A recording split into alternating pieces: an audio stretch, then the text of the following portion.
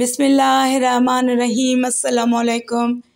Salauddin Ayyubi Abbasi खलीफा मुस्तज़ी बिल्लाह का खुतबा जारी करने के सिलसिले में शदीद हिचकिचाहट का शिकार था। उसे अंदेशा था कि खलीफा आज़िद को यकसर माज़ूल करने से कहीं मिस्री उम्रा भरम ना हो जाएं और मकामी बाशिंदों के दिल में ये बात जड़ ना पकड़ जाए कि हमने इस्लाम के नाम पर मिस्रियों के हुकूक गज़ब कर लिए और उनकी मुमलिकत को शाम का ग़ुलाम बना दिया।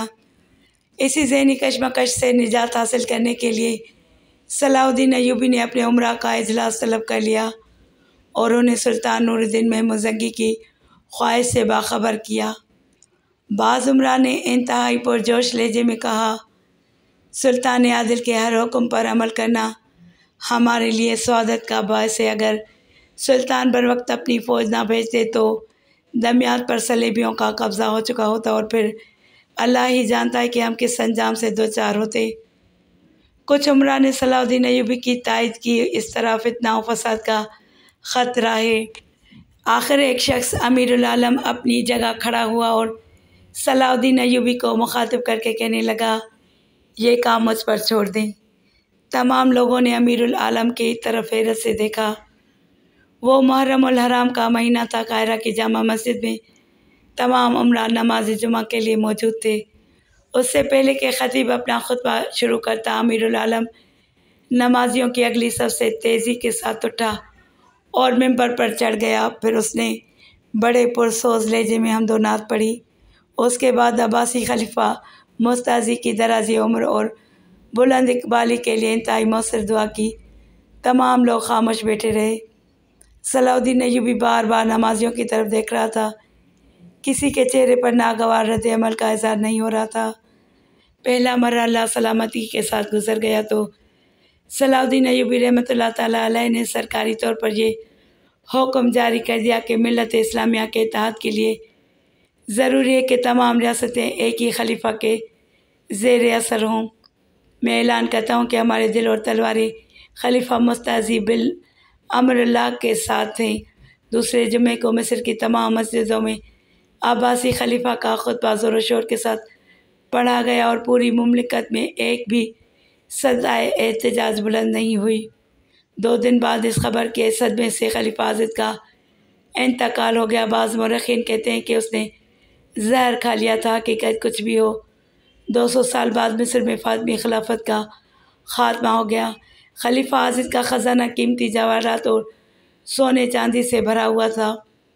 सलाउद्दीन अय्यूबी ने सारी दौलत अपनी फ़ौज और मिस्र के गरीब बाशिंदों में तकसीम कर दी। उसके इस अमल से रियाया इतनी खुश हुई कि जोश मुसरत में अपने घरों से निकल आई। हज़ारों लोग किस्रे खिलाफत के दरवाज़े पर जमा हो गए। सलाउद्दीन, अल्लाह हमारे सरों पर तेरा साया ता देर कायम रखे।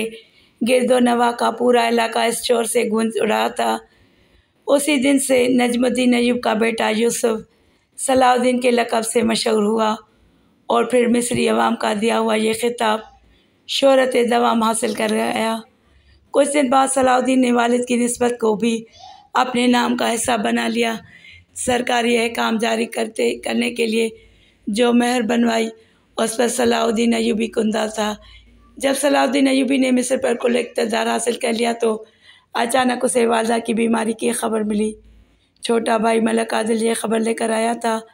उसने इंतहाई गमज़दा लहजे में बताया, उम्मे मोहतरम की बीमारी बढ़ती ही जा रही है। तबीबों ने जवाब दे दिया है वो ज़्यादा से ज़्यादा महीने 2 महीने की मेहमान है। अक्सर रोती रहती हैं और कहती हैं कि ए मौत व हयात के मालिक, बस मुझे इतनी मोहलत दे दे कि मैं अपने यूसुफ को देखूं और फिर तेरी बारगाह करम में हाजिर हो जाऊं। छोटे भाई की ज़बानी वालिदा मोहतरमा की ये कैफियत सुनकर सलाउद्दीन अय्यूबी ज़ारो कतार रोया और फिर मलक आदिल से शिकायत आमेज़ लहजे में बोला, ओ मैं मोहतरम इस हाल को पहुँच गई और तुम मुझे अब बताने आए हो। मलक आदिल ने माजरत करते हुए कहा, वालिदा मोहतरमा ने सख्ती के साथ मना कर दिया था कि किसी को उनकी बीमारी की इत्तला ना दी जाए और इसकी वजह यह थी कि आप और बाब मोहतरम ख़तरनाक जंगी महाज पर उलझे हुए थे और वह नहीं चाहती थी कि ये परेशान कुन खबर सुनकर आप लोगों की तवज्जो तकसीम हो जाए। अब जबकि आप हालात पर काबू पा चुके हैं तो मैंने ज़रूरी समझा कि उम्मे मोहतरम की आखिरी ख्वाहिश आप तक पहुंचा दी जाए। सलाउद्दीन अय्यूबी ने फौरी तौर पर अपने वालिद नजमुद्दीन अय्यूब और बड़े भाई शमसुद्दौला तौरान शाह से मशवरा किया। दोनों ने एक ही राय दी, इंसान की मौत का वक्त मुकर्रर है जो किसी तरह भी नहीं टल सकता। पहले तो हम सियासी सूरत हाल के पेश नज़र मिस्र पर छोड़कर जा ही नहीं सकते, और अगर बिलफर्ज महाल चले भी जाएं तो तुम्हारी वालदा को मरने से नहीं बचा सकते। सलाउद्दीन अय्यूबी अपने वालिद और बड़े भाई का जवाब सुनकर हैरान रह गया। दोनों के चेहरों पर कोई ख़ास तासुर नहीं था। फिर नजमुद्दीन अय्यूब ने अपने छोटे बेटे मलिक आदिल को मुखातिब करके कहा, तुम अपनी वालदा को मिस्र ले आओ, यहाँ उनका इलाज भी हो जाएगा और वो अपने बेटों को देख कर मुतमईन भी हो जाएंगी। तबीबों के मुताबिक वालदा मोहतरमा चंद मील का सफ़र करने के भी काबिल नहीं है। मलिक आदिल ने उदास लहजे में कहा, और फिर शाम से मिस्र तो बहुत ही दूर है। सलाउद्दीन अय्यूबी ने बाप और भाई की गुफ्तगू से अंदाज़ा कर लिया था कि वो शाम जाने के लिए तैयार नहीं है। दरअसल वो उन दोनों को आजमाना चाहता था कि वो अपनी बीवी और माँ से कितनी मोहब्बत रखते हैं, लेकिन नजमुद्दीन अय्यूब और शमसुद्दौला तौरान शाह के चेहरों के तासुरात ने ज़ाहिर कर दिया था कि वो सित्तुल मुल्क खातून की अयादत के मुकाबले में क़याम मिस्र को ज़्यादा तरजीह दे रहे थे। आखिर उसने बाप और भाई पर अपना फ़ैसला ज़ाहिर कर दिया, मैं हर हाल में वालदा मोहतरमा की ख्वाहिश का एहतराम करूँगा। अगर तुम्हारे पीछे मिस्र में कोई बहरान उठ खड़ा हुआ, नजमुद्दीन अय्यूब ने बेटे से सवाल किया, मुझे यकीन है कि मेरी अदम मौजूदगी में कोई सियासी बहरान पैदा नहीं होगा। सलाउद्दीन अय्यूबी ने पुरजोश लहजे में जवाब दिया, मैं सैर व तफरीह के लिए शाम नहीं जा रहा हूँ, बल्कि मुझे उस मोहतरम हस्ती का दीदार मकसूद है जिसकी दुआओं से मुझे ये फतूहात मुयस्सर आई हैं। अभी मिस्र की सरहदों पर सुकून है और हम हालत जंग में नहीं हैं। अगर खुदा न ख्वास्ता वालदा मोहतरमा मुझसे मिले बग़ैर चली गई तो ये ख्वाहिश ज़िंदगी भर चैन से जीने नहीं देगी। नजमुद्दीन अय्यूब और तौरान शाह ने बहुत समझाया, मगर सलाउद्दीन अय्यूबी ने शाम जाने का फ़ैसला कर ही लिया। फिर उसने अपने मोतमद सरदारों सालार अब्दुल्ला कुरैशी, अमीर एजाजुद्दीन और बहाउद्दीन कराकोश को तन्हाई में बुलाया और तमाम सूरत हाल बयान करते हुए कहा, मैं अपनी वालदा मोहतरमा की अयादत को जा रहा हूँ और ये अमानत तुम्हारे सुपर्द किए जा रहा हूँ। कैसी अमानत? अमीर अजाउद्दीन ने हैरत से पूछा। इंतज़ाम सल्तनत। सलाउद्दीन अय्यूबी ने पुरसोज लहजे में कहा, बस हमारे पास अल्लाह की यही अमानत है। आपके वालिद मोहतरम यहाँ मौजूद हैं, फिर फ़िक्रमंद होने की क्या ज़रूरत है। किसरे खिलाफत के मुंतज़िम आला अमीर बहाउद्दीन कराकोश ने किसी कदर हैरत का इज़हार करते हुए कहा, इंसान बहुत सी कमज़ोरियों का मजमुआ है। सलाउद्दीन अय्यूबी ने नहायत संजीदा लहजे में कहा, हमारे नफ्स इतने सरकश हैं कि हुसूल इक़्तिदार के लिए अपने मज़हब तक को फ़रोख्त कर डालते हैं। मेरे वालिद मोहतरम बड़े भाई भी कानून से बालातर नहीं। अगर वह दोनों अपने इख्तियारात के दायरे में रहें तो तुम भी उनका एहतराम करना, और अगर उनकी नीयतों में खलल पैदा हो जाए तो उन्हें एक कमरे तक महदूद कर देना। उस रोज़ अमीर अजाउद्दीन, अमीर बहाउद्दीन कराकोश और सालार अब्दुल्ला कुरैशी को अंदाज़ा हुआ कि सलाउद्दीन अय्यूबी उमूर मुमलिकत के बारे में किस कदर सख्त और बेगर्ज इंसान है। तीनों ने एक बार फिर कसम खाकर वज़ीर आज़म मिस्र को आखिरी सांस तक अपनी वफ़ादारियों का यकीन दिलाया। नजमुद्दीन अय्यूब और शमसुद्दौला तौरान शाह को उस खुफिया इजलास का पता भी नहीं चला, और सलाउद्दीन अय्यूबी अपने छोटे भाई मलिक आदिल को लेकर अब एक फ़ौजी दस्ते के साथ शाम रवाना हो गया। जब सलाउद्दीन अय्यूबी वालदा मोहतरमा की खिदमत में हाज़िर हुआ तो उसके दिल को शदीद तकलीफ़ पहुँची और आंखों से आंसू जारी हो गए। सित्तुल मुल्क खातून सूख कर कांटा हो गई थी। उनमें इतनी ताकत भी नहीं थी कि वो उठकर बैठ सकती। मेरे करीब आओ यूसुफ, सित्तुल मुल्क खातून की कांपती हुई आवाज़ उभरी। सलाउद्दीन अय्यूबी अश्कबार आंखों के साथ झुका, यहाँ तक कि उसने माँ की पेशानी को बोसा दिया। सिद्दुल मुल्क खातून ने अपना लरसता हुआ हाथ बेटे के सर पर रख दिया। अल्लाह तुम्हें दुनिया और आखिरत की सारी नेमतों से सरफराज करे कि तुमने एक माँ की प्यासी आंखों को सैराब किया। सिद्दुल मुल्क खातून की आवाज़ नकाहत के सबब इतनी कमज़ोर थी कि सलाहुद्दीन अय्यूबी को सुनने में बहुत दुश्वारी पेश आ रही थी। अब मैं सुकून से मर सकूंगी। ये कहते कहते सिद्दुल मुल्क खातून पर गशी तारी हो गई। सलाहुद्दीन अय्यूबी ने शाम के बड़े तबीबों से मशवरा किया, मगर सब ने मायूसी का इज़हार किया। इन्हें बज़ाहिर कोई बीमारी नहीं है, बहुत कमज़ोर है, जो हर गुज़रते हुए लम्हे के साथ बढ़ती जा रही है। ना वो कोई ठोस और ताकत बख्श ग़िज़ा खा सकती हैं और ना हज़म होती है। इंतहा यह है कि दूध और पानी भी के रास्ते निकल जाता है। सलाहुद्दीन अय्यूबी इस कर्ब के आलम में अपने उस्ताद गिरामी काजी इब्न अरसुन की खिदमत में हाज़िर हुआ और अज़ियतनाक मंज़र उसकी आंखों के सामने था। काजी इब्न अरसुन नाबीना हो चुके थे। फिर जब सलाहुद्दीन अय्यूबी ने उस्ताद गिरामी के सामने अपनी हमदर्दाना जज्बात का इज़हार किया तो काजी इब्न अरसुन के होंठों पर एक मर्द मोमिन की बावकार मुस्कुराहट उभर आई, जिससे शिकायत और गम की बजाय सब्र और तमानियत का इज़हार हो रहा था। मेरे महबूब बेटे, नूर तो बस उस ज़ात वाहिद का है जो अबद तक जारी रहेगा। बाकी हर शे को एक दिन बेनूर हो जाना है। मैं दुनिया का एक इंतहाई खुश नसीब इंसान हूँ कि मेरी आंखों की रोशनी तुम्हें मिल गई। काजी इब्न अरसुन की कोई औलाद नहीं थी और कुछ दिन पहले उनकी बीवी का भी इंतकाल हो चुका था, इसलिए वो घर छोड़कर अपने मदद से चले आए थे। यहाँ शागिर्दों की एक बड़ी तादाद उनसे दर्स लेने आती थी और इसी मसरूफियत के बायस काजी साहब को नाबीना होते हुए भी अपनी तन्हाई और महरूमी का एहसास नहीं होता था। सलाहुद्दीन अय्यूबी ने निहायत आजाना लहजे में अपने उस्ताद गिरामी से दरख्वास्त की, अगर आप मेरे हमरा में से तशरीफ़ ले चलें तो ये मेरे लिए बड़ी सादत होगी।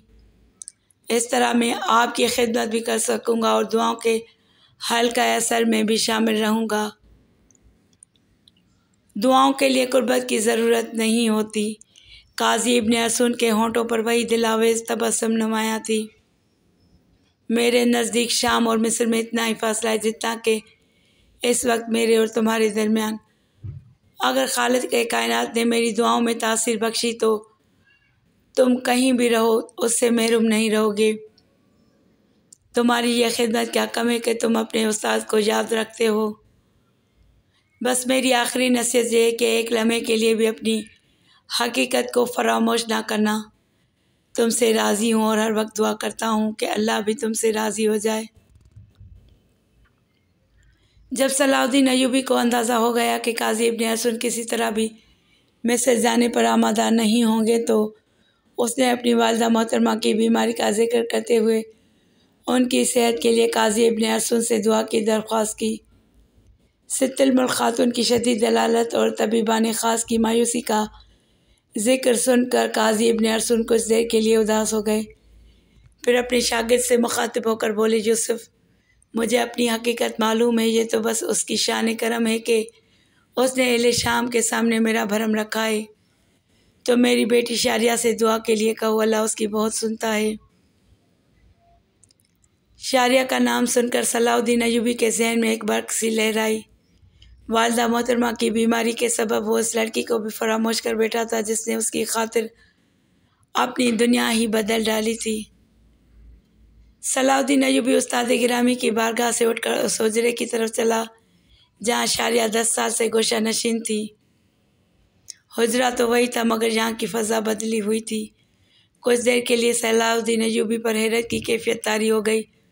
हुजरे के दरवाजे पर बहुत सी औरतें जमा थीं। उनमें से कुछ अपने ज़ाहिरी हुलिये से खुशहाल नज़र आ रही थीं और कुछ बदहाल और गरीब। सलाहुद्दीन अय्यूबी खामोशी से खड़ा ये मंजर देखता रहा। उसी वक्त एक बूढ़ी औरत की नज़र सलाहुद्दीन अय्यूबी पर पड़ी और उसने तेज़ लहजे में वज़ीर आज़म मिस्र को मुखातिब करते हुए कहा, तुम कौन हो और यहाँ क्यों खड़े हो? क्या देखते नहीं कि यहाँ पर्दादार ख़वातीन मौजूद हैं?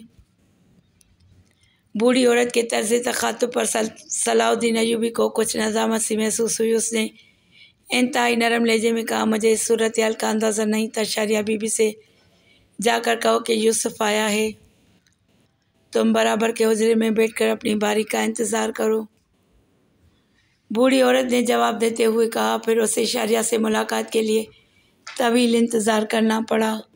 वालदा की शदीद बीमारी और मिस्र की सियासी सूरत हाल सलाउद्दीन अयूबी अपने ख्यालात में उलझा हुआ था कि यकायक उसे हुजरे के दरवाजे पर इंसानी कदमों की चाप सुनाई दी।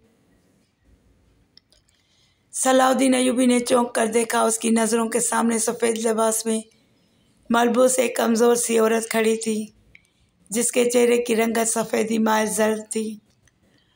रुखसारों की हड्डियाँ उभरी हुई थीं और आंखों के नीचे स्याह हल्के पड़े हुए थे।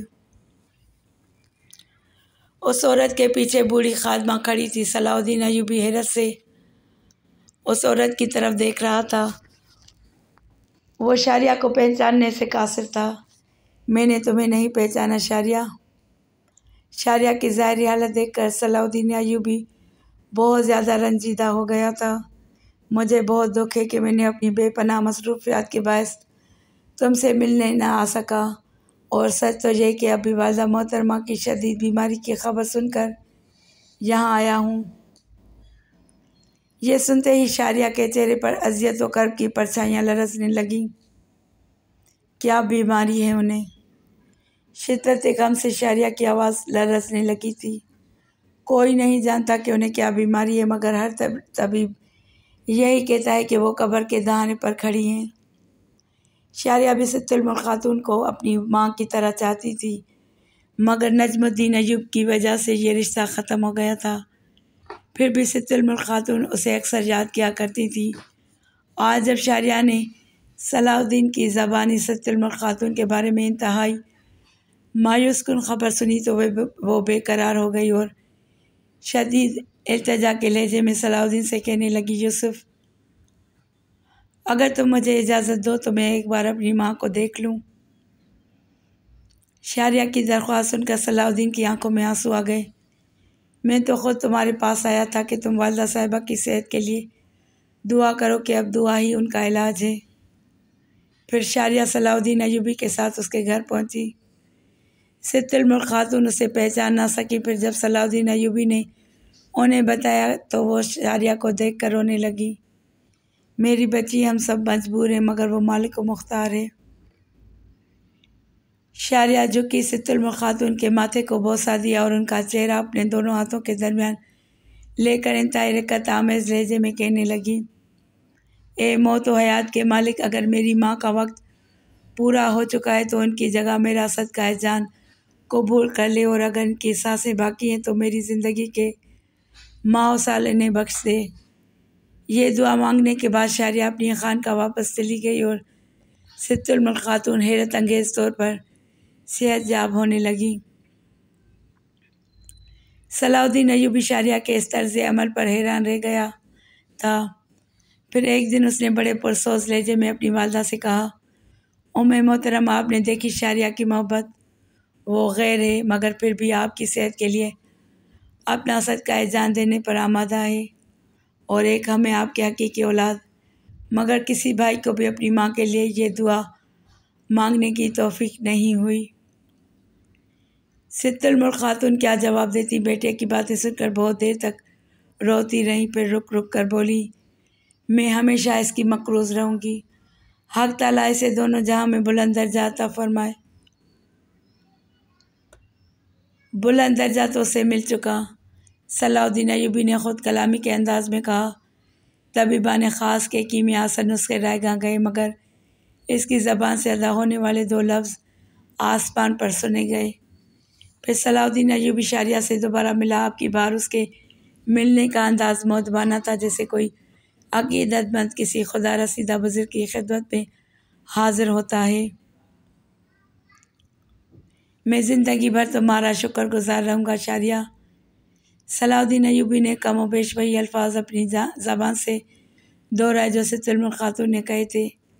तुम्हारी दुआओं से मेरी वालदा मोहतरमा को सेहत मिली। ये तो उस्ताद गिरामी की अज़मत है कि उन्होंने रांदा दरगाह कनीज़ को अपनी बेटी का दर्जा दिया। यकायक शारिया के लहजे में तब्दीली आ गई थी। दुआ तो वो ख़ुद करते हैं और शोहरत हम ना करा लोगों की हो जाती है। ये सब फ़रेब नज़र है यूसुफ।